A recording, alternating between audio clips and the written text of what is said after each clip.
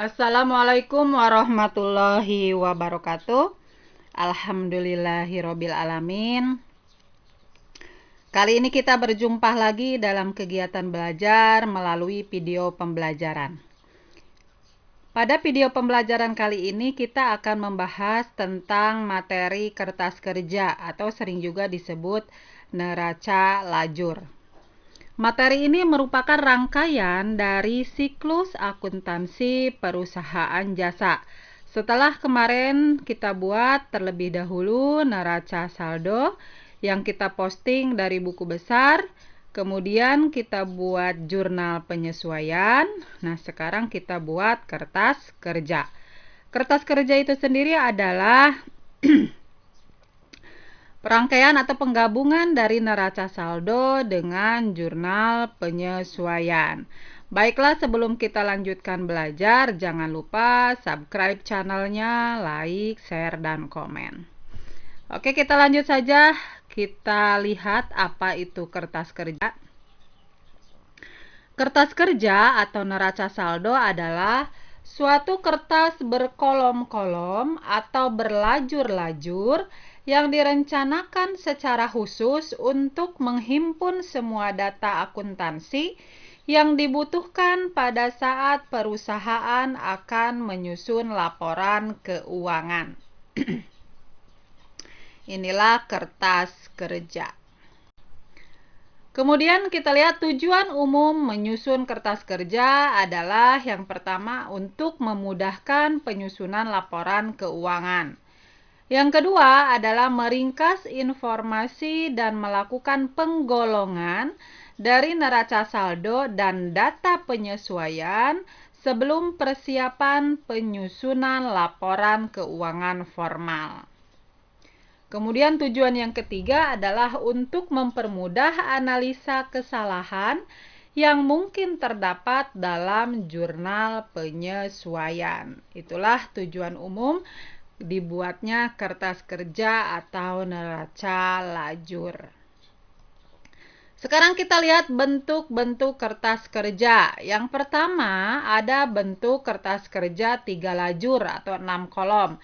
Bentuk tabelnya ada nomor, ada nama akun, neraca saldo, debit kredit, laba rugi juga debit kredit, neraca debit kredit.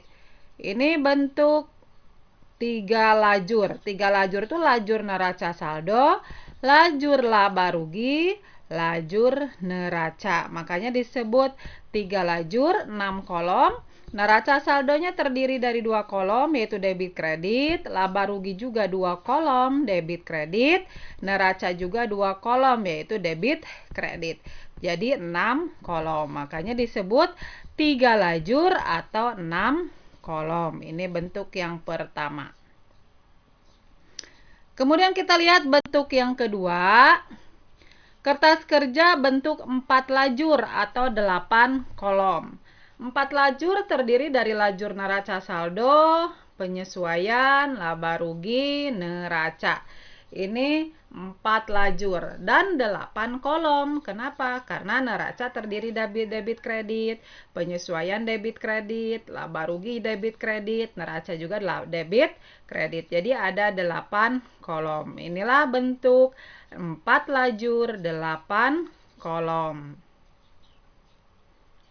Kemudian bentuk yang ketiga adalah bentuk 5 lajur atau 10 kolom.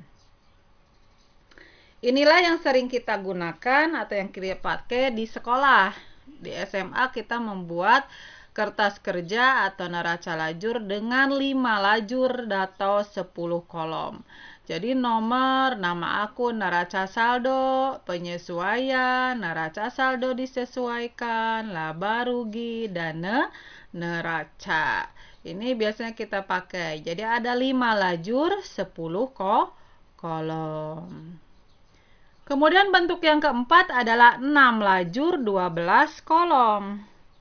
Terdiri dari lajur neraca saldo, lajur penyesuaian, lajur neraca saldo disesuaikan, lajur laba rugi, dan lajur perubahan modal, serta lajur neraca. Ini 6 lajur dan 12 kolom. Karena masing-masing lajur terdiri dari 2 kolom. Inilah beberapa bentuk kertas kerja. Jadi ada 4 bentuk kertas kerja. Bagaimana bisa dipahami bentuk-bentuk kertas kerja? Bisa ya? Yang sering kita pakai di sekolah itu adalah yang 5 lajur 10 kolom. Oke, kita lanjut saja bagaimana cara pengisiannya. Kolom pertama diisi dengan kode akun dari masing-masing akun, kalau ada kodenya.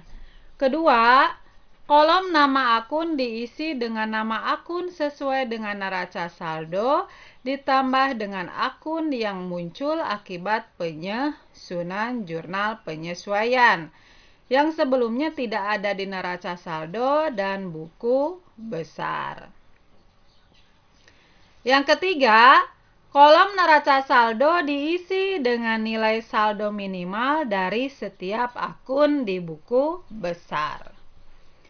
Kolom keempat, yaitu kolom penyesuaian, diisi dengan ayat jurnal penyesuaian dari akun yang memerlukan penyesuaian atau dari jurnal penyesuaian yang sudah kita buat. Jadi tinggal kita pindahkan saja ke kolom jurnal penyesuaian yang ada di kertas kerja.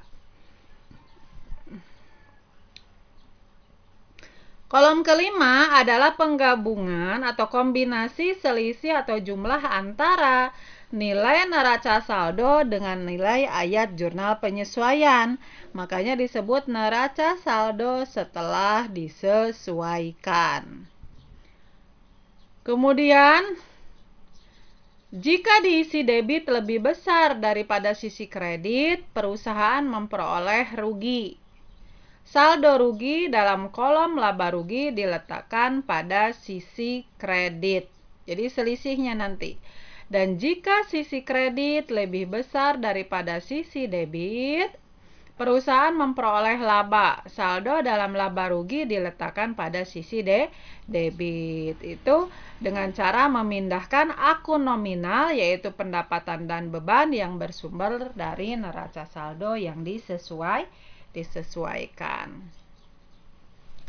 Lanjut kolom ketujuh, yaitu kolom perubahan modal kalau kita membuat kertas kerja 12 lajur atau 6 kolom. Diisi dengan modal setelah mengkombinasikan dengan praif dan saldo laba rugi, bersumber dari neraca saldo disesuaikan dan laba rugi. Kemudian kolom ke-8,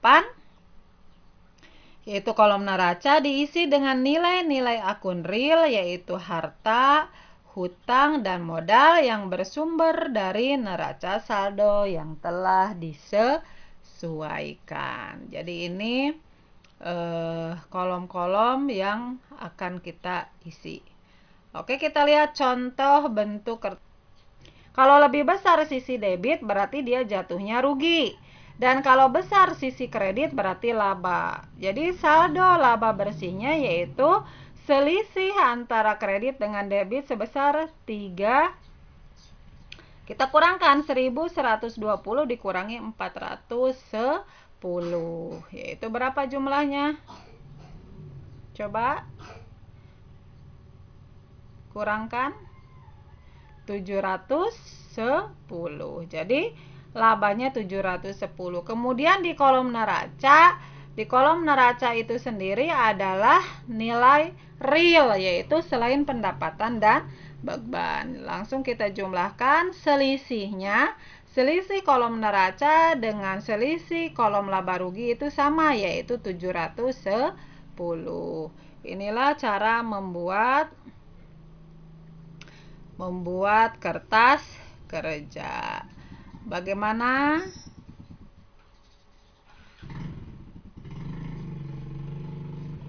Bisa dipahami? Baiklah, sampai di sini dulu materi kertas kerja. Jangan lupa dicoba di rumah cara membuat kertas kerjanya. Semoga materi ini bermanfaat dan bisa membantu kalian dalam proses kegiatan belajar. Jangan lupa subscribe, share, like. Kalau ada yang tidak paham atau yang ingin ditanyakan, boleh silahkan tulis di komen ya, di kolom komentar. Baik, saya akhiri sampai di sini. Bye bye. Assalamualaikum warahmatullahi wabarakatuh.